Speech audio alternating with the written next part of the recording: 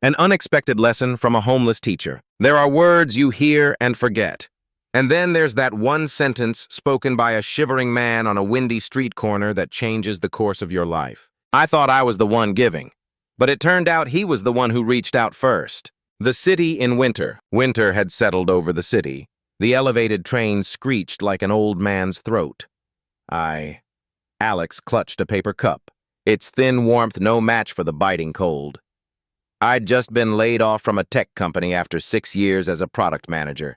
The email tried to be kind with lines like, "Thank you for your contributions," and wishing you success on your next journey. But when I closed my laptop, all I saw was my pale face and shadowed eyes reflected on the screen. At the corner of the station stairs, he sat leaning against the wall, arms wrapped around a worn-out backpack. In front of him was a cardboard sign. "I'm not asking for money, I'm asking for a story." People rushed past. I hesitated. A story sounded odd and oddly kind. I placed my half-finished coffee on the step and crouched down. "What kind of story do you want to hear?" He smiled, and the few white hairs in his beard trembled. "Anything that still makes you want to wake up in the morning." I laughed because I didn't have an answer. He held out a dry, thin hand. "I'm Gideon." "Alex." That was the first day. The mornings after. In the days that followed, still jobless and too ashamed to go home early for fear of hearing my own sighs, I'd stop by the station at the same wind-blown hour. I'd bring Gideon a pair of wool gloves, a cheap bagel, or simply a few quiet minutes by his side. Once I asked, "What did you do before this?" Gideon shrugged. "Teacher. Taught literature. Now I teach on the street." He never asked for money. He asked for stories. And sometimes, in return, he gave me questions short enough to seem harmless, but sharp enough to stick. Who were you kind to today? Are you choosing what's right or just what's easy? If no one remembered your name tomorrow, what would still be worth doing today? Those questions clung to my mind like the metallic scent of wind rising from the tracks. I started scribbling them on yellow sticky notes, tucking them into my wallet. One bitter morning, Gideon pulled a worn receipt and a dull pencil from his pocket. "Your turn. Write down 3 things you want to remember." I wrote, "Call Mom. Go to the interview even if I'm scared. Don't shut my heart." Gideon looked at the list, then nodded. That's enough to make a day worth not wasting. Saturday soup and small things. On a chilly Saturday afternoon, the church at the corner was giving out free soup. I noticed a little girl, maybe 10, lingering nearby. She still had a clearance tag stuck to her coat, clutching a plastic bag tight to her chest. Her mother, a woman with tangled hair and swollen eyes, was in line trying to keep it together. At the far end of the table, one chair sat empty. I was about to take it, then remembered the second question. Are you choosing what's right or just what's easy? I pulled the chair out and offered it to the girl, fumbling through my beginner's Spanish. She smiled, revealing a gap-toothed grin. Her mother turned around and kept repeating gracias. Flustered, I handed the girl my share of bread. At that moment, Gideon stood at the back of the room, giving me a thumbs up like a teacher grading from afar with his eyes. From there, one small thing led to another. I helped an old man carry a crate of potatoes, only to find out he used to work at the same auto shop where my dad spent his whole life.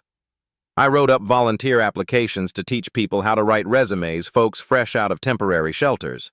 While I was searching for a new job, I started doing the kinds of things I once dismissed as not real accomplishments. One rainy night with the train station nearly empty, Gideon said, "Do you know why I ask for a story? Because you want someone to talk to. Because people remember who we are through the stories we tell and the way we show up in theirs. Money buys dinner. A story might carry someone through a whole winter." 7 minutes late. A small nonprofit reached out to me. They wanted to interview me for a role-building job programs for people experiencing homelessness. The interview was at 8 a.m., right during peak train delay time. That morning, rain poured like buckets from the sky. I clutched my resume and rushed up the slick station stairs. Halfway up, I saw Gideon huddled against the wall, missing his usual tattered raincoat. Next to him sat a new guy, young and covered in tattoos, yelling into a phone, his face flushed with anger. I checked my watch. 10 minutes left. My first thought, keep moving, don't be late. But the second question rang again. Are you choosing what's right or just what's easy? I took off my scarf and wrapped it around Gideon's shoulders, shoved a bag of bread into his hand, then pulled the young guy gently off the slick stairway. Hey man, standing here's dangerous. He glared, then looked down at his soaked shoes. A beat passed. Thanks. I arrived at the interview 7 minutes late, hair dripping. The hiring manager frowned. I almost made up a story about traffic, but Gideon had taught me, choose what's right, not what's easy. So I told the truth. The room went quiet for a few seconds. Then she smiled. You're exactly the kind of person we need. I got the job. The bridge hour. The job began with a small room, a few cracked wooden tables, and a long list of people looking for work. Together with my colleagues, we created a program called Bridge Hour. Each unhoused participant was given 90 days of shelter in the form of a temporary schedule, basic supplies, short training sessions, and a small account to cover essentials. Train fare, haircuts, a coat. There was only one condition each week: they had to do one kind act and share the story behind it. No complicated paperwork, no shameful hoops to jump through. On the first day, Gideon sat in the back row wearing the knit cap I had given him. He stayed quiet as others shared. A woman told how she returned a lost wallet to an elderly lady. A veteran talked about forcing himself to call his son for the first time in 10 years. Gideon's eyes shimmered. At the end of the session, he stood up and said, I don't ask anything for myself, I just ask this. Please don't call us the homeless. Call us people on our way home. From that day forward, our bulletin board read, People on their way home. Not soft, but serious. Every job posting, every grant draft, I ran them by Gideon. He'd mark them up with a pencil. This part sounds like you're showing off. Here you need a real person's story. Don't use the word deserve. People aren't objects to be weighed. He edited like a high school lit teacher grading essays the night before finals. I grumbled. You're strict. Gideon smiled. Kindness isn't softness. It's as serious as a train staying on its tracks. Once a major sponsor offered a big donation with strings attached, they wanted their name on the program and required us to film model success stories following a scripted narrative. The team was torn. Arguments flew. I turned to Gideon. He didn't say much, just reminded me, choose what's right, not what's easy. We said no. That month our budget was stretched thin as wire. But something strange happened. Stories of Bridge Hour began spreading not through slick PR, but through spontaneous emails and posts from people we'd helped. Donations trickled in small amounts from many nameless hands. 3 envelopes. One afternoon, I found Gideon coughing hard in his corner of the station. He looked thinner, his eyes sunken deep. I tried to pull him toward the free clinic, but he waved me off. Don't waste your money on me. I answered like a stubborn child. You've given me more than you realize. He didn't argue. Just reached into his backpack and pulled out 3 brown envelopes numbered 1, 2, and 3. Don't open them now. Each one is for a very specific day. The day you want to give up. The day you think you're good enough. And the day you lose someone. You think I'll lose someone, I asked. When we go far in life, he said softly, we all leave behind an empty chair. I tried to smile, awkward and unsure. Gideon patted my shoulder. His hand was light like a leaf. Envelope number 1. In the 7th month, the program hit a wall. 2 participants relapsed. One had his belongings stolen. The local paper ran a bitter article questioning everything we'd built. I walked into the meeting room with my head full of static. Thoughts crept in about returning to tech, about salaries and sleek business cards. That night, I opened envelope number 1. Inside was a slip of paper, pencil written, when you feel like quitting, do one small kind thing on that exact day. Don't let a bad day decide your future. At the bottom were 3 empty check boxes. I went out and bought 3 boxes of fried chicken, returned to the park, shared them with 3 friends sleeping on benches. Nothing magical happened. But that night, for the first time in days, I slept. Envelope number 2. 1 year in the program, won a city award.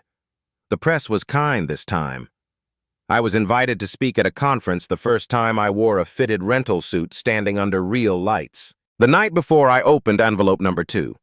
The note inside read, when you think you're good enough, step back and remember who pushed you forward. Call them. Say thank you. I picked up my phone.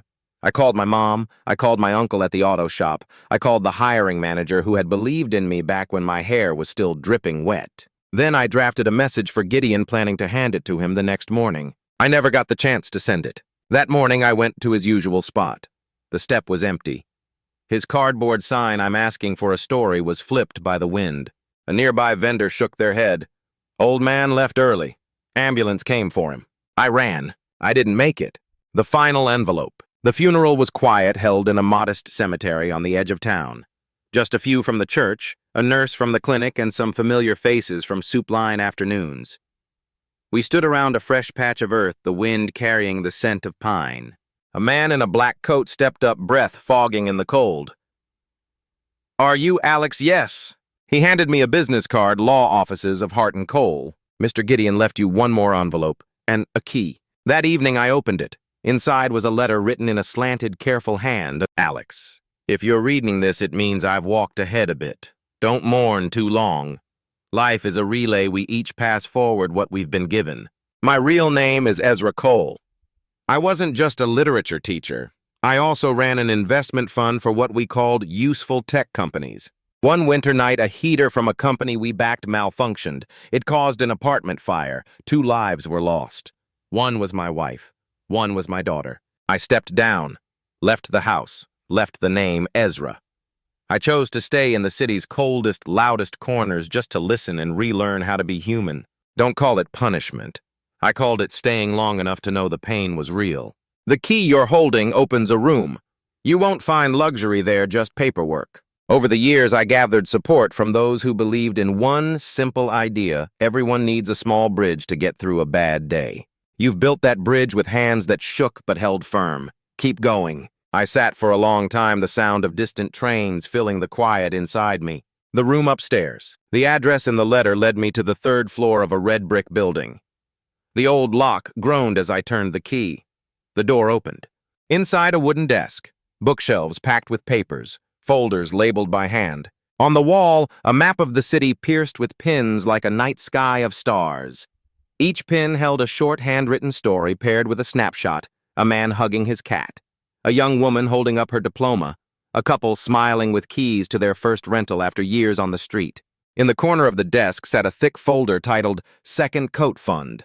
The first page listed small grants, each just a few hundred or a few $1,000s, given to grassroots projects, pop-up soup kitchens, CV writing classes, group therapy circles, train fair programs, coat banks. At the bottom, one handwritten line: "When winter comes, the second coat is for the person beside you." There was another envelope marked with my name. Inside, Ezra's will naming me executor of the fund. A bank card and a single note: "Don't make it big to impress. Make it close enough to warm." I cried, not loudly. Just a quiet warmth falling down like soft rain on a tin roof. More than one home. A few weeks later, while finalizing the paperwork with Mr. Hart, the lawyer casually let something slip. "Did you know the Cole Foundation is the majority stakeholder in the building your organization rents? Our building. Not just that one. The entire block.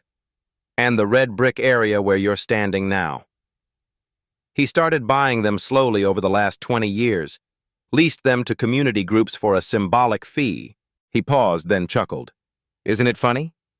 The city called him homeless, but technically speaking, he was a man with many homes. I stood speechless. All this time, the homeless teacher had quietly been the shelter behind countless rooftops. He sought no title, claimed no plaques.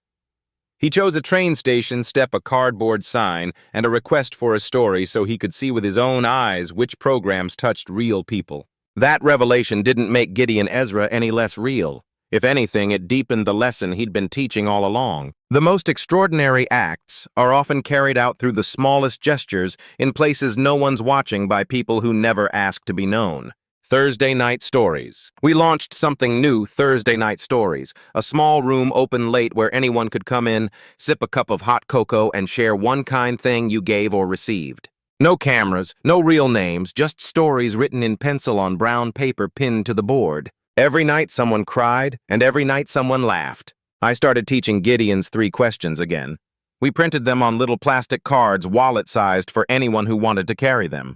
Envelope number 3. A year and a half later, I received an email from the tattooed young man I'd once pulled off the slick station stairs the morning of my interview. His message was short. His mother had just passed after a brutal illness. I took the bus to this modest funeral, waited my turn in line. held him tightly when it was his turn to cry. That night I opened envelope number 3, the one meant for the day you lose someone. Inside was a thin slip of paper with just one sentence. When you lose someone, don't try to fill the empty chair. Place another chair beside it and sit down. I brought a folding chair from the office, placed it next to the old one where Gideon used to sit at Thursday night stories. That night we left both chairs empty and invited everyone else to gather in a circle. No speeches, no explanations, just presence, just being there. The pencil. I wrote him a letter one I had no address for, so I read it aloud at Thursday night stories. Teacher Gideon. I still call you Gideon because that's the name you chose to become human again. From you I learned how to write, how to listen, how to turn a word like deserve into a chair someone can sit in. You taught me kindness isn't a breeze. It's a hand trembling but steady, placed on the shoulder of someone drifting. I know you don't like gold lettering, so I'll give you what you preferred. I'll continue. I'll ask the 3 questions every morning and I'll pass them on. I'll choose what's right, not what's easy. And I'll leave empty chairs to remind us there's always space for someone to come home. That night, a middle-aged woman approached quietly.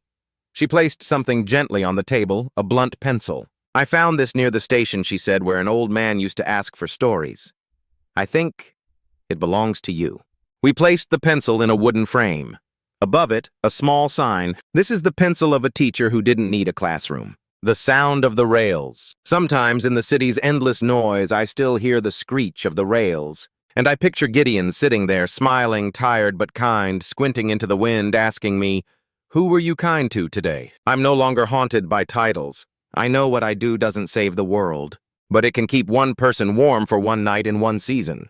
And that is enough to keep breathing through the windswept days. If you've read this far, maybe you're tired, maybe you feel stuck. Maybe you're thinking, what can someone like me even do? Gideon would probably say, first, ask a good question. Second, do one small kind thing.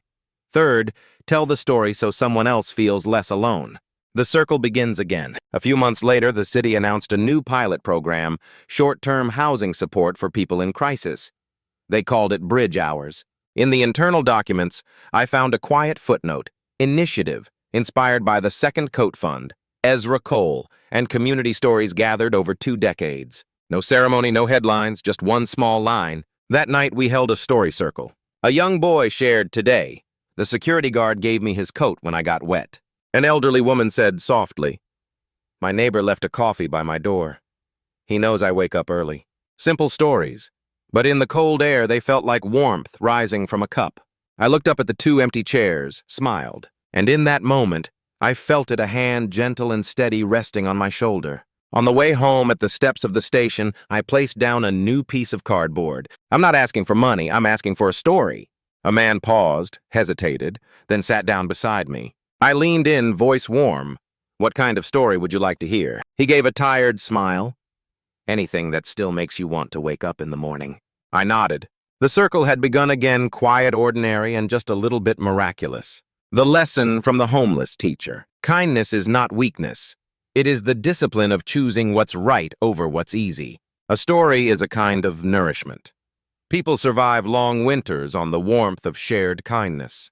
Empty chairs deserve respect. Don't rush to fill them with noise. Place another chair beside and sit. Greatness is quiet. The one changing the city may be sitting on the station steps asking for a story. Life's plot twists don't come to spin us, they come to remind us we can begin again tomorrow. If today we do one small thing together. If you need a place to start, take a yellow slip of paper. Write down 3 questions. Put them in your wallet. And the next time you see an empty chair, remember, someone out there is still on their way home.